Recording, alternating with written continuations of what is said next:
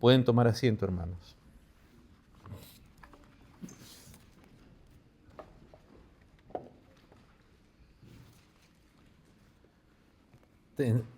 Hoy día terminamos con el capítulo 3 de la carta a los Efesios.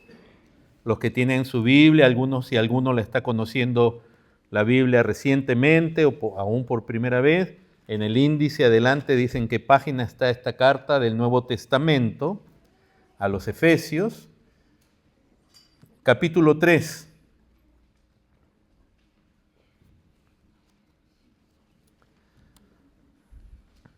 Donde desde el verso 12 hasta el final dice lo siguiente: en quien tenemos seguridad y acceso con confianza por medio de la fe en Él. Por lo cual pido que no desmayéis a causa de mis tribulaciones por vosotros, las cuales son vuestra gloria. Y por esta causa doblo mis rodillas ante el Padre de nuestro Señor Jesucristo, de quien toma nombre toda familia en los cielos y en la tierra, para que os dé, conforme a las riquezas de su gloria, el ser fortalecidos con poder en el hombre interior por su Espíritu, para que habite Cristo por la fe en vuestros corazones, a fin de que, arraigados y cimentados en amor, seáis plenamente capaces de comprender con todos los santos cuál sea la anchura, la longitud, la profundidad y la altura, y de conocer el amor de Cristo que excede a todo conocimiento, para que seáis llenos de toda la plenitud de Dios.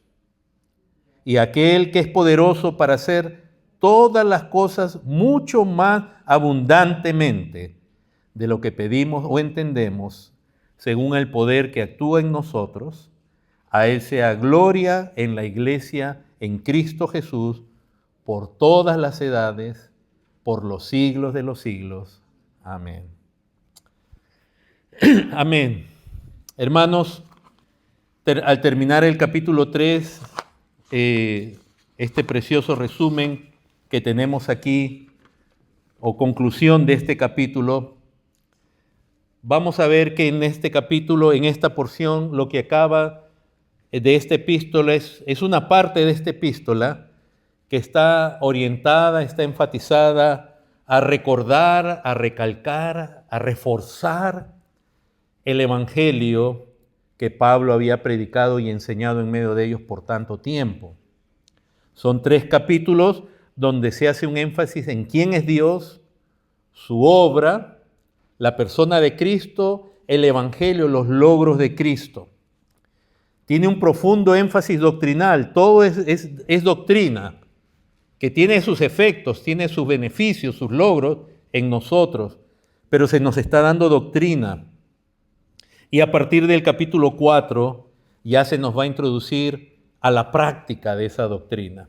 Es decir, aquí tenemos 3 capítulos donde la fuerza es doctrinal y de ahí van a venir 3 capítulos donde el énfasis tiene que ver en cómo vivimos esa verdad, ese glorioso evangelio. Es decir, se nos da 3 capítulos llamémosle de ortodoxia, de la doctrina correcta, de la enseñanza correcta, y después se nos va a dar 3 capítulos de ortopraxis o de la práctica de la vida correcta. ¿Cómo debe vivir el cristiano, hermanos? A la luz del evangelio glorioso que dice que conoce. ¿Puede un cristiano vivir de cualquier manera? No, no puede. No puede, y no tanto por una amenaza que haga Dios con una pistola, sino que si tú dices que conoces a Cristo y el evangelio de Cristo, tú no puedes vivir como viven los demás hombres. No porque el pastor te esté amenazando, ni haya una amenaza detrás, sino por convicción propia. Entonces, hoy día vamos a terminar con esta parte de la doctrina, de la teología, de la ortodoxia, o como también algunos dicen, de los indicativos, para después, la próxima semana, empezar con la práctica, con los imperativos, la eclesiología, cómo es la iglesia, cómo debe vivir la iglesia, los creyentes. Entonces, hasta aquí, si recordamos rápidamente desde el capítulo 1, Pablo les habló a ellos, les recordó, porque no entra a desarrollar como sí desarrolla más en otras epístolas, pero les habló acerca de la elección de Dios, de cómo Dios los eligió, de la predestinación. Es decir, la salvación, todo es un diseño de Dios desde antes de la creación del mundo. Y en el capítulo 1 se centró que el propósito es como Él ya sabía que iba a haber pecado. El pecado, digamos, tenía el permiso de entrar, el pecado, la rebelión de sus criaturas, fue decretada por Dios, no ordenada, Dios no hizo pecar a nadie, pero entonces también se decretó Dios la salvación. Y ya Dios, por su gracia, está en la condición del ser humano en su pecado de rebeldía, de muerte, de desconocimiento y de rechazo a Dios, que tuvo que intervenir Dios mismo aún para que podamos ser salvos. Porque un muerto no puede tener vida por sí mismo, a menos que alguien de afuera le dé vida, y en este caso el único que puede dar vida a los muertos es Dios. Un ciego no puede ver a menos que Dios mismo le dé ojos. Un paralítico no puede caminar a menos que experimente un poder milagroso que lo haga caminar. Y ese es Dios, la salvación viene de Dios. Y la elección, hermanos, no es algo caprichoso como algunos enseñan.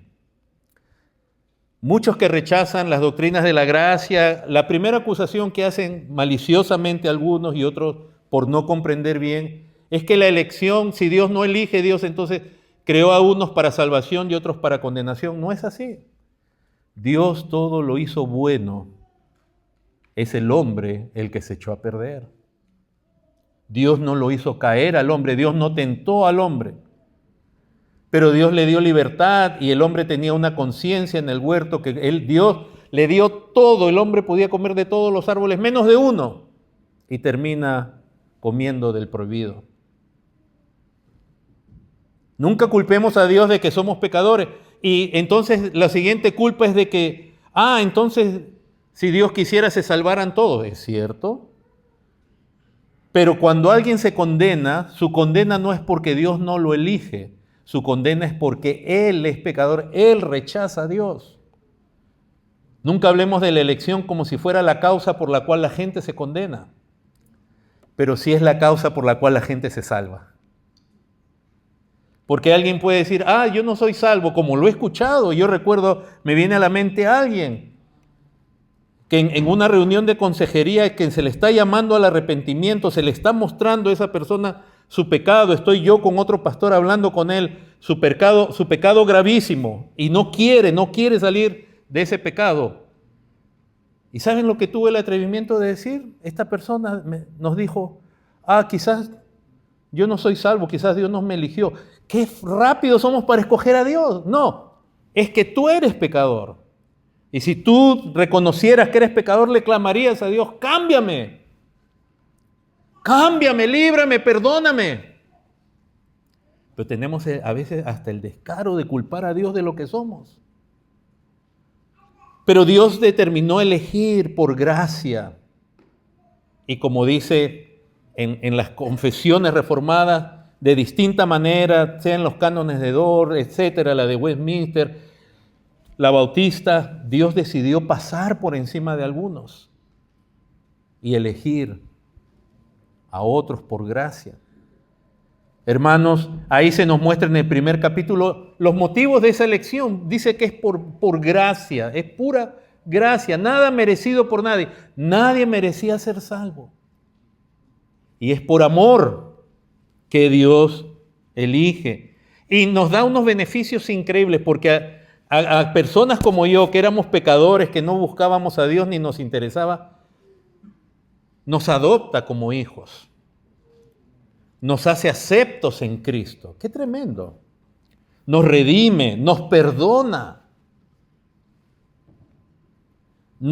En Cristo nos da toda riqueza espiritual y nos da una herencia. Y en ese capítulo también se nos dice cuál es el medio, es el Evangelio, es la fe en Cristo por la cual una persona puede ser salva.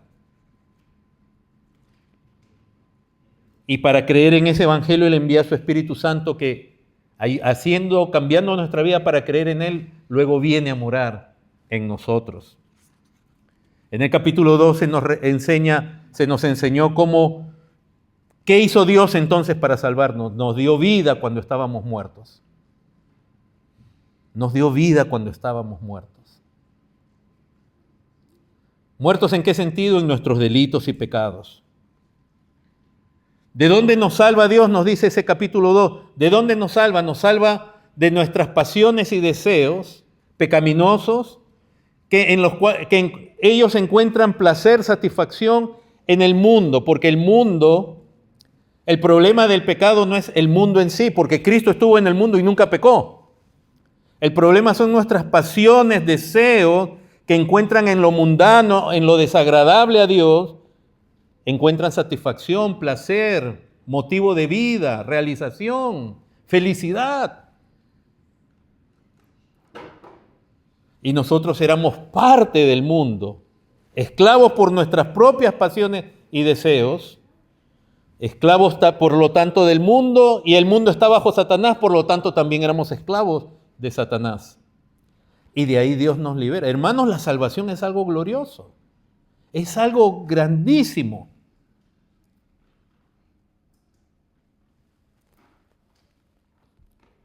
¿De dónde nos salva? Y nos dice, ¿cómo nos salva? Envió a Jesucristo y Él nos da vida, y es por medio de la fe en Cristo que uno es salvo, que uno es perdonado.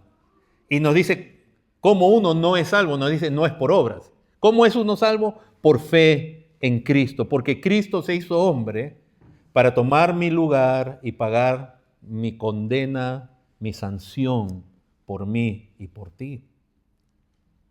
Y por la fe en Él, sin las obras de la ley, uno es salvo. No es por méritos propios, porque Cristo lo hizo. Entonces nos salva, nos da vida, nos da el don, nos permite creer, porque la fe es un don de Dios. Y hasta nos dice por qué nos salvó. Nos salva para andar en una vida de buenas obras, de hacer lo correcto. De ahí donde el creyente, el que dice que cree en Dios, no puede vivir en pecado, no puede andar en mundanalidad. Y cuando uno vive no correspondiendo a lo que Dios dice, no importa la teología que tú puedes ser el más grande de los teólogos. Tú puedes conocer la Biblia, los demás te pueden considerar una autoridad, pero si tú vives en algo que a Dios no le agrada, no estás correspondiendo con el Evangelio.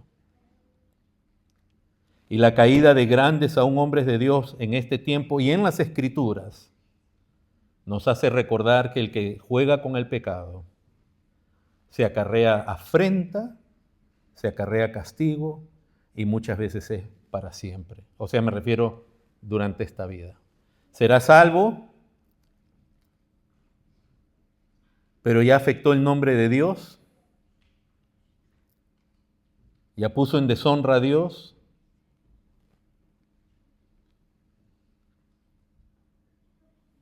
Y uno no juega con el pecado porque uno nunca puede decir, hasta aquí lo voy a manejar al pecado. Hermanos, nos salva para buenas obras y nos hace parte de su pueblo. Nos ha hecho parte de su familia, como dice en el capítulo 2, verso 19, nos ha hecho conciudadanos de los santos, no de Israel, sino de los santos, donde tanto judíos como gentiles, nos ha hecho partes de su familia. Un solo pueblo, de ambos ha hecho uno.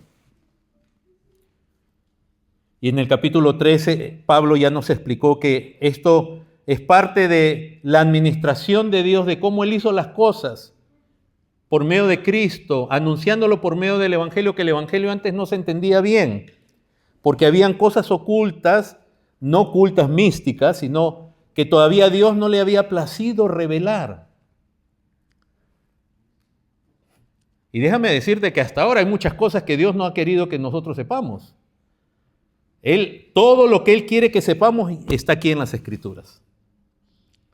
Pero hay muchas cosas que no sabemos todavía. Pero la revelación de Dios para nuestra salvación y alcanzar la gloria en Cristo, alcanzar la vida eterna, todo ya está aquí, no falta nada. Hay otras cosas que no sabemos. Y no hacemos bien en entrometernos en cosas que Dios no ha revelado. Pero el Evangelio sí ha sido ya finalmente aclarado. El Evangelio que fue anunciado desde Génesis y que se anunciaba en tipología, en símbolos, ¿verdad? En rituales, en sacrificios, en festividades. El Evangelio de Cristo que se anunciaba de esa manera ya fue aclarado, ya vino Cristo.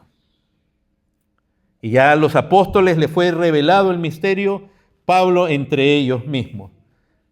Y este evangelio, hermanos, este mensaje, este plan de Dios tan glorioso, se lo describe en el capítulo 3, verso 4, como el misterio de Cristo, que ya ha sido revelado, y en el verso 8 al final las inescrutables riquezas de Cristo.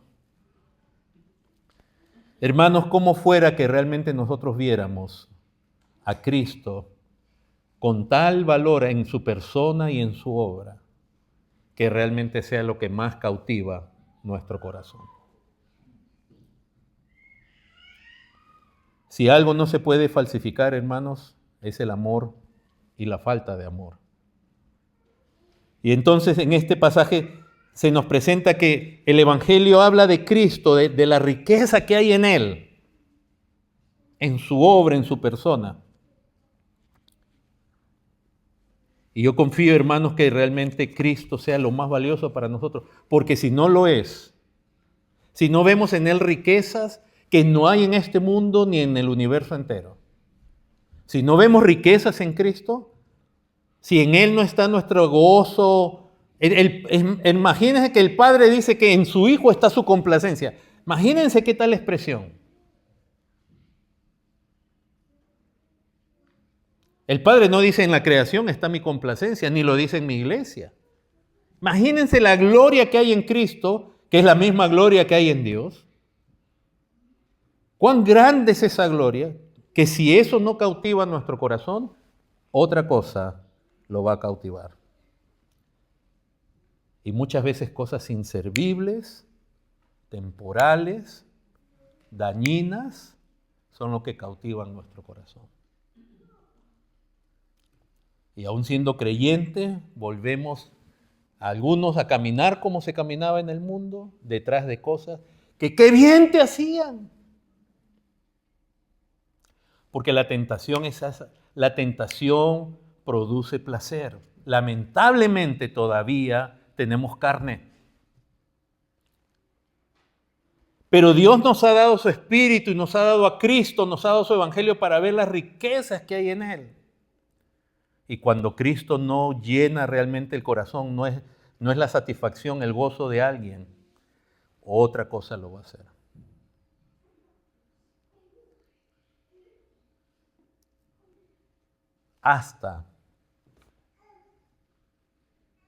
Porque Satanás y el pecado y la tentación es mentirosa. Y tú dices, ¡ay, sí, qué bien me siento! ¿Qué? Hasta que lo consumes. Y se consuma y veas que no es lo que prometía.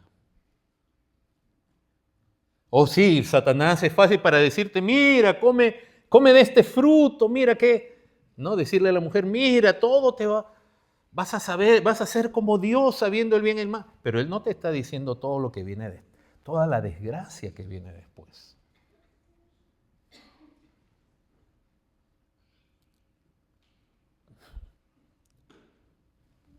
Entonces, hermanos, necesitamos con urgencia y es ver la gloria, la riqueza en Cristo, y es por eso en el capítulo 13, capítulo 3, verso 13, verso 12 y 13, Pablo nos recuerda que en Cristo tenemos acceso, seguridad y acceso con confianza. Miren en el capítulo 3, no lo vamos a leer todo, ya hemos leído la porción en la cual nos vamos a centrar.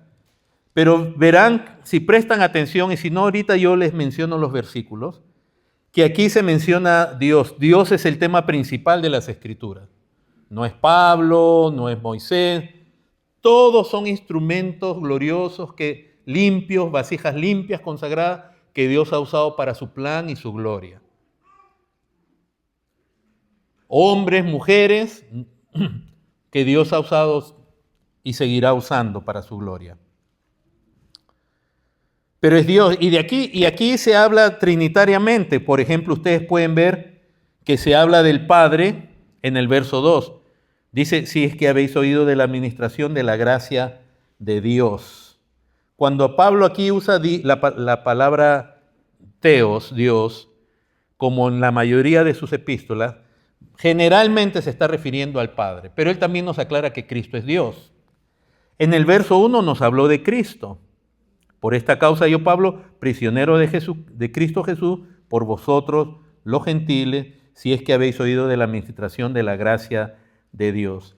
Entonces, de Dios Padre se habla en el capítulo 2, en el verso 7 se habla de nuevo del don de la gracia de Dios, en el versículo 10 dice, para que la multiforme sabiduría de Dios, se habla del Dios trino.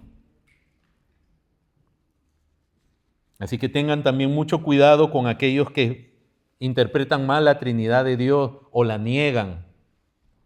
Dios es un solo ser en tres personas. Verso 14, por esta causa doblo mis rodillas, ¿ante quién? Verso 14, ante el Padre. Está Dios Cristo, Dios el Hijo, está el Padre. Y si ustedes ven en el verso 5, cuando habla del misterio que en otras generaciones se nos dio a conocer a los hijos de los hombres, dice, como ahora es revelado a sus santos apóstoles y profetas, ¿a quién se menciona ahí? El Espíritu. Entonces, el Evangelio es trinitario, es una obra del Dios trino, del Dios que es Padre, Hijo y Espíritu. Donde, como dijimos al comienzo de la reunión, no es el Padre el que se hizo hombre, no es el Espíritu, es el Hijo. Y en la economía de Dios hay distintas funciones, digamos, en cuanto a la elección. El Padre es quien elige, el Hijo y el Espíritu en armonía también van a proceder, porque la unión que hay en Dios es una unión perfecta que nosotros no podemos imaginar. Entonces la obra trinitaria, se ve en este pasaje la obra trinitaria. Dios, por ejemplo, como dice en el verso 2, dice, si es que habéis oído de la administración de la gracia de Dios que me fue dada. Dios es el que administra la gracia, Él determina la gracia. Dios es el que en su administración determina a quién le fue revelado este misterio. En el verso 3 dice que por revelación me fue declarado. ¿Se dan cuenta? Es Dios, el Padre, quien administra la gracia, digamos, la elección y todo ello. Y el verso 10 por eso nos dice que la multiforme sabiduría de Dios sea ahora dada a conocer por medio de la iglesia. Todo este plan eterno que nace, digamos, de la deidad, del Padre en comunión, en armonía, con el Hijo y con el Santo Espíritu, ¿no? Bien, muestra la multiforme sabiduría de Dios. El Hijo es el medio por el cual este plan se realiza y se posibilita que hombres sean salvos.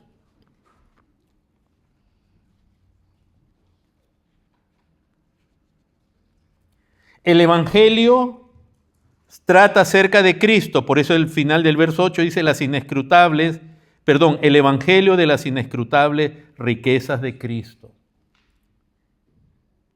En Cristo, Dios el Padre pone, digamos así, en los hombros de Cristo que la encarnación, que como hombre nos represente como el postrer Adán. Y el Espíritu Santo también tiene una función. Revela el misterio, como dice, como hemos leído acerca del Espíritu Santo, dice en el verso 5, al final, como ahora es revelado a sus santos apóstoles y profetas por el Espíritu, donde vemos que el Espíritu Santo tiene la función de obrar en el ser humano, primeramente desde afuera y después en los creyentes morando en ellos, para que ellos sean capaces de creer capaces de andar, capaces de perseverar, capaces de llegar a la meta. Ese es un poder que no depende, no parte de ninguno de nosotros. El Espíritu Santo, por lo tanto, revela, hace entender, es decir, declara, da a conocer y capacita así a sus ministros. Pero en el verso 7 quiero que piensen en esto que se va a mencionar en el pasaje. Dice en el verso 7, del cual, hablando del Evangelio, yo fui hecho ministro, servidor, administrador también, por el don de la gracia de Dios, del Padre, que me ha sido dado según la operación de ¿qué? De su poder. El Padre, según la gracia que viene del Padre, y habla según la operación de su poder. Aquí implícito se refiere al poder por medio del Espíritu Santo. En el verso 16, ya del texto donde estamos, dice, para que os dé conforme a las riquezas de su gloria, el ser fortalecidos con poder en el hombre interior por su, es el Espíritu. Y hermanos, se requiere un poder sobrenatural, es el mismo poder que resucitó a Cristo para romper con la incredulidad del ser humano y para que el creyente pueda vencer su carne, su naturaleza caída. Ustedes creen, muchas veces se cree que la salvación es solo un acto de la voluntad de escoger, y ahí viene la cuestión del libre albedrío. Pero la salvación implica darle vida a un muerto, y siempre las Escrituras comparan eso con la resurrección, porque es el mismo poder, y ese poder del Espíritu es el que necesita el creyente en su vida para vencer a su carne. Y por eso es que Pablo a los Gálatas les habla de sembrar para el Espíritu. Es decir, a veces nos hace falta la conciencia de que todavía tenemos carne, naturaleza pecaminosa, naturaleza caída, la cual sí, según el Evangelio, ya fue vencida por Cristo y puede ser vencida en el creyente por el poder del Espíritu, como dice en Romanos capítulo 8. Y entonces a veces nosotros nos descuidamos y solo alimentamos la carne. Y acá quiero que tengan cuidado que no se confunda esto con legalismo, pero a veces estamos escuchando música mundana. ¿A quién alimentamos cuando escuchamos música mundana? Al espíritu. ¿A quién? ¿A la carne de quién? La naturaleza caída de uno. Cuando no invertimos en música, puede ser lo que se llama diversión, entretenimiento. Si estamos solo en eso, aun cuando uno diga que es música sana, ¿tú estás alimentando al espíritu? O sin hacer nada, o el ocio. No estás sembrando para el espíritu. El sembrar para el espíritu es una acción que demanda un trabajo, una dedicación, un tiempo.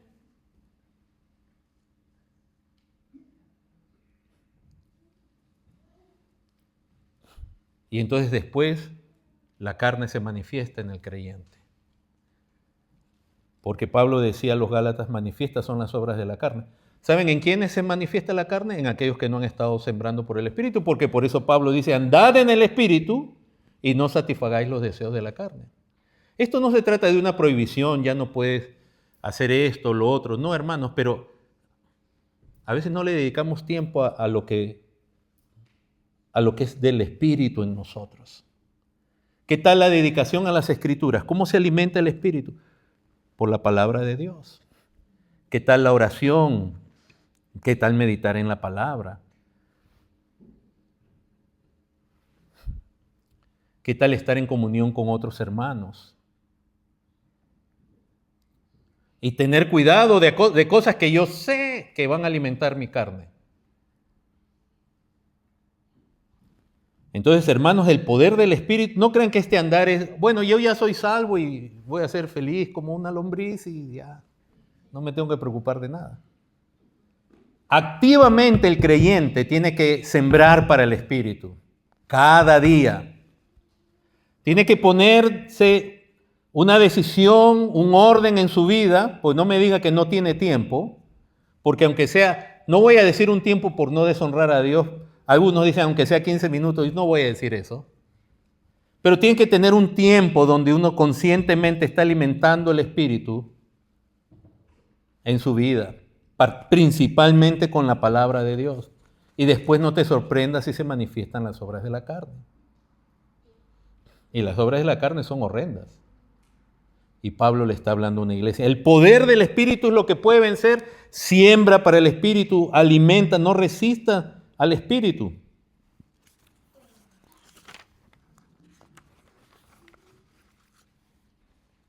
Así que Dios, según su propósito, su plan, está haciendo esta obra. Está manifestando su propósito, su sabiduría. Está administrando las cosas en su tiempo. Hay algunas cosas que está revelando paso a paso, hasta que ya toda la revelación vino con Jesucristo y sus apóstoles. Él escogió hombres. Esto no se trata de hombres, se trata, aunque Él usa hombres, que los vemos como instrumentos santos, consagrados, pero se trata de Dios, porque si no fuera por Dios, esos hombres jamás hubieran conocido ni siquiera a Dios. Él escoge, Él llama, Él capacita apóstoles, profetas, por gracia. Por eso acá Pablo reconoce la gracia de Dios con su vida. Y que Él era el más pequeño de todos los, el más digno, indigno de todos.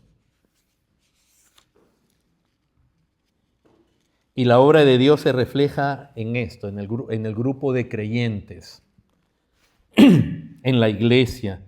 Y entonces cuando en el universo hay una verdadera iglesia, me refiero que existe en el mundo y que ha existido por siempre, esa iglesia que es el fruto de la obra de Dios, da a conocer la sabiduría de Dios, dice, a principados, a potestades. Porque nosotros somos el resultado de la gracia, el poder, la sabiduría de Dios. Cristo, hermanos, llama a hombres por gracia para ser de Él, para seguirle, y en este caso Pablo está en la cárcel, recuerden. Cuando Cristo nos llama también a padecer por Él.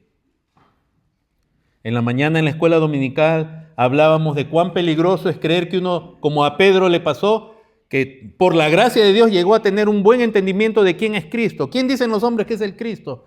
Pedro dice, tú eres el Cristo, el Hijo del Dios viviente. Bienaventurado eres, Simón, porque esto no te lo reveló carne ni sangre, sino mi Padre. Dios es quien hace entender realmente quién es Cristo. Pero después le estaba diciendo, el mismo Pedro, momentos después, diciéndole al Señor, no vayas a la cruz. Porque ese es el problema, queremos a veces un Cristo y de pronto tenemos cierto entendimiento, pero no nos damos cuenta que seguir a Cristo también implica sufrimientos. Uno tiene que luchar contra su propia carne, negarse a sí mismo. Sufrimientos a veces por causa del nombre de Cristo, a veces familiares, lo rechazan a uno, amistades. En aquellos días ser creyente, si tú eras judío y te convertías, imagínate, perdías el nombre de la familia, eras un apóstata, se te borraba del nombre familiar. Y cuando los judíos, el Sanedrín, las autoridades tenían cierto poder, propiedades, todo se les quitaba. Y después los romanos, a los creyentes que seguían a Cristo, ¿qué hacían con ellos?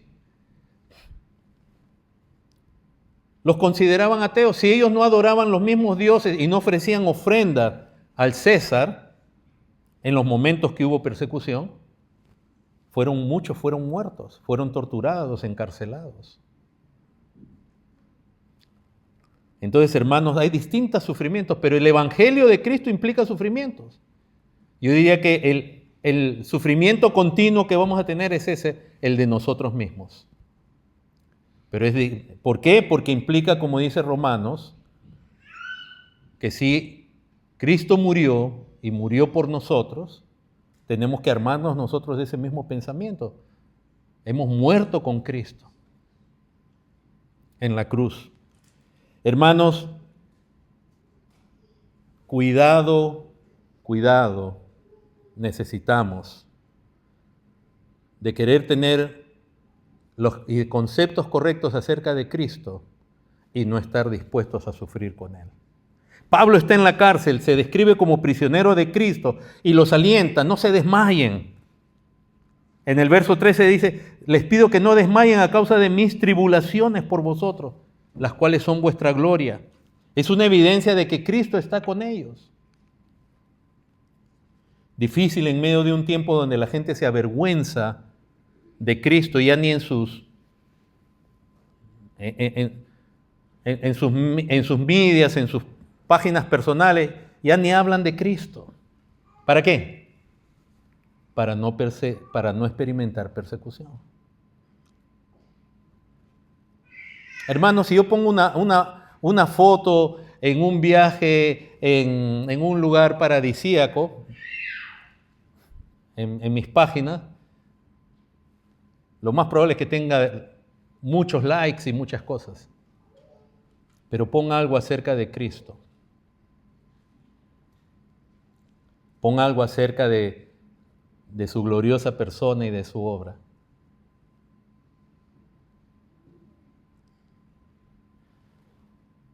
Entonces, hermanos, hay que identificarnos con Cristo.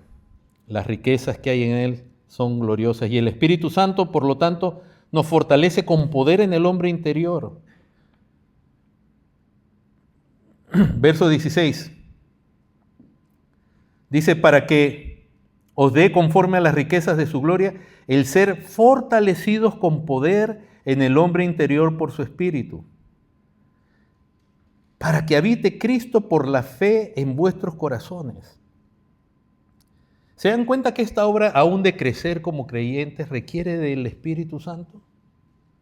Por eso es que Él ha venido a morar en ti y en mí.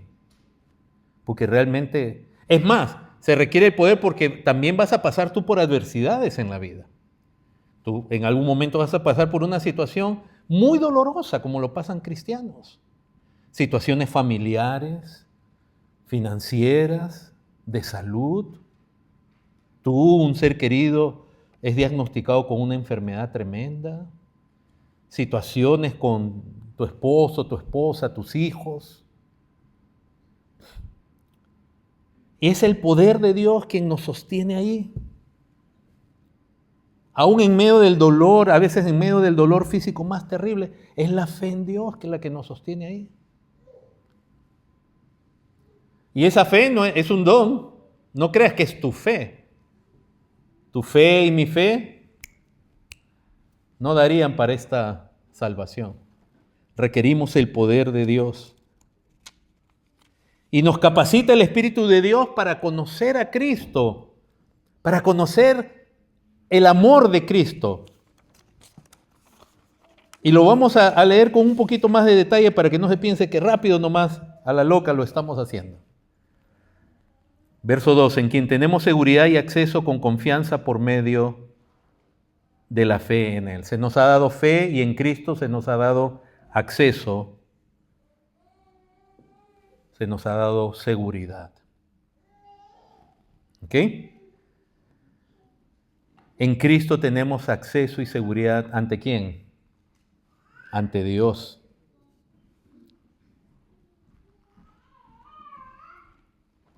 Verso 14, por esta causa doblo mis rodillas ante el Padre de nuestro Señor Jesucristo. Hermano, este evangelio y la obra de Dios es tan gloriosa que Pablo clama ante Dios. Dice, doblo mis rodillas. Es la postura de Dios, esto depende de ti. Solo tú lo puedes hacer. Es el clamor del apóstol por la iglesia. Que les conceda eso. Y entonces alguno preguntará, ¿qué? ¿Entonces Dios nos salva para no darnos? No, pero todo depende de Dios. Quizás el problema está en nosotros cuando no vemos que todo depende de Dios. Y por eso es que la oración baja en su intensidad, en su profundidad. Porque si tú supieras que todo depende de Dios, aún el hecho que tú no caigas en pecado, tú le dirías, líbrame, Padre, de tentación. Líbrame del maligno, líbrame de mi propio corazón, guíame en tus sendas.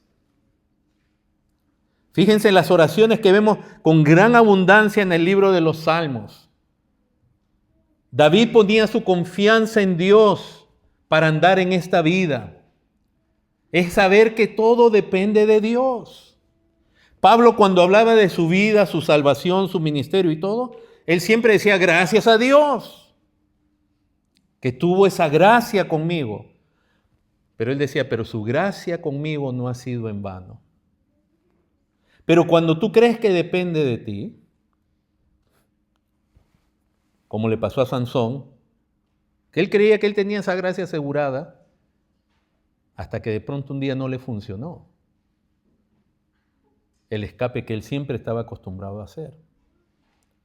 Pero no todo depende de Dios, por eso el apóstol se postra ante Dios, ante el Dios eterno, ante el Dios del universo, el Dios glorioso, Salvador, para que Él les dé. Ahora dice que de Dios Padre, de nuestro Señor Jesucristo, verso 15, dice, de Él toma nombre toda familia en los cielos y en la tierra. ¿Qué quiere decir, hermano? Toda simiente, toda clase de ser que existe en la creación, en los cielos y en la tierra, sea humano, sea angelical. Se entiende que en los ángeles no hay esposo, esposa, pero es una especie, llamémosle así, de familia, es un linaje, son seres de cierto tipo. Todo lo que existe proviene de Dios. Todos los seres vienen de Dios. Y cuán bueno es reconocer que de Él proviene todo, aún lo que tiene que ver con los seres que existen en los cielos y en la tierra. En el verso 16 dice, para que os dé, conforme a las riquezas de su gloria, el ser fortalecidos con poder en el hombre interior por su espíritu. Poder del cual ya hemos hablado. ¿Para qué? Para que habite Cristo por la fe en vuestros corazones. Hermanos, aún se requiere el poder de Dios para tener fe en Cristo. Porque la carne es incrédula, la carne es dura. La humanidad, nuestra humanidad, sin la influencia de Dios, sin el poder de Dios, no cree en Cristo. Por eso se dice que la fe es un don de Dios. Somos nosotros los que creemos, es cierto. Pero es por la obra del Espíritu Santo. Cuando cantábamos este último canto y le pedíamos ahí a Dios que nos guarde en su rebaño. Por ejemplo, esa convicción de que es Él quien nos puede guardar. Es la convicción que Él nos puede mantener con la fe en Cristo. Porque yo ya me conozco, o espero que me conozca.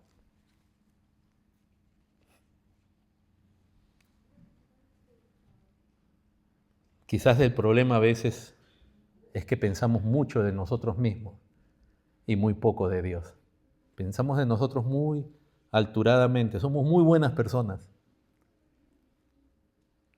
en lugar de hacer lo contrario, pensar altamente acerca de Dios y cuán frágiles somos nosotros. No quiere decir que tenemos que estar viviendo una vida ahorita desordenada, pero ojalá pensemos más de Él. ¿Y cuánto le necesitamos? Todo depende de Él.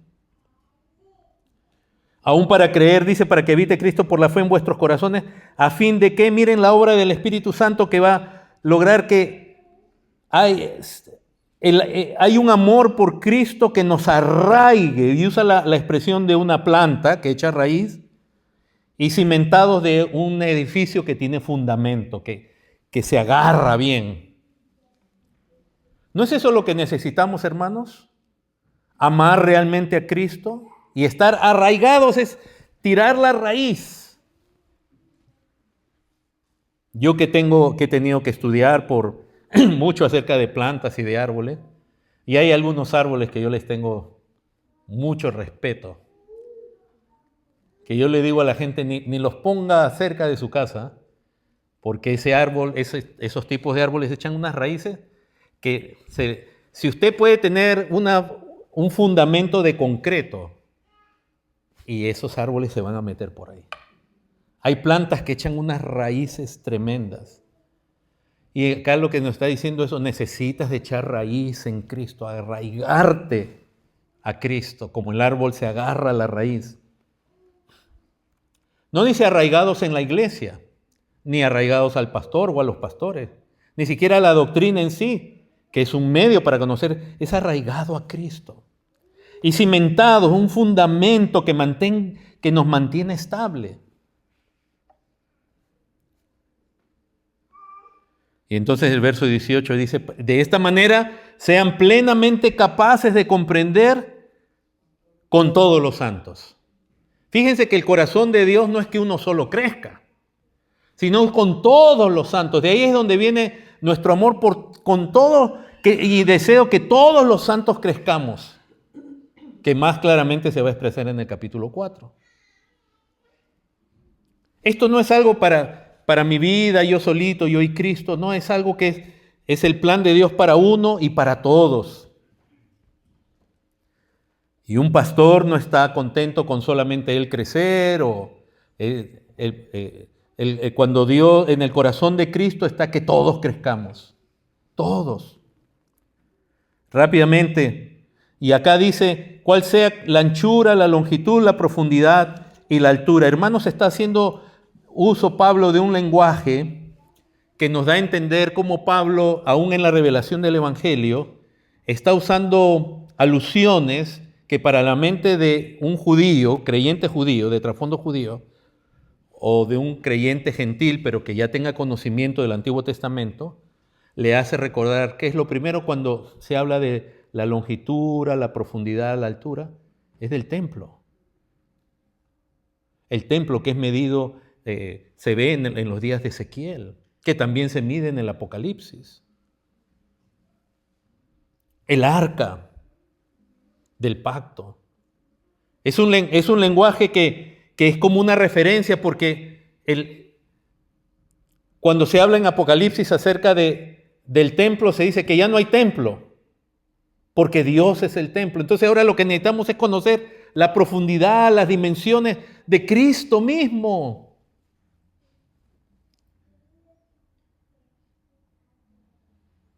No de un edificio. Acá nos congregamos, pero es Cristo nuestra morada, es Él nuestro templo. Y Él mora en nosotros, somos el templo de Cristo. Pero en los nuevos cielos y en la nueva tierra no va a haber templo. Por eso necesitamos conocer a Cristo, su profundidad. Y dice de conocer el amor de Cristo. Es como un desafío a conocer este Cristo que en el fondo es eterno. Y de conocer el amor de Cristo, verso 19, dice que excede todo conocimiento. Entonces, es un amor que por más que conozcamos de Cristo, siempre hay más para conocer.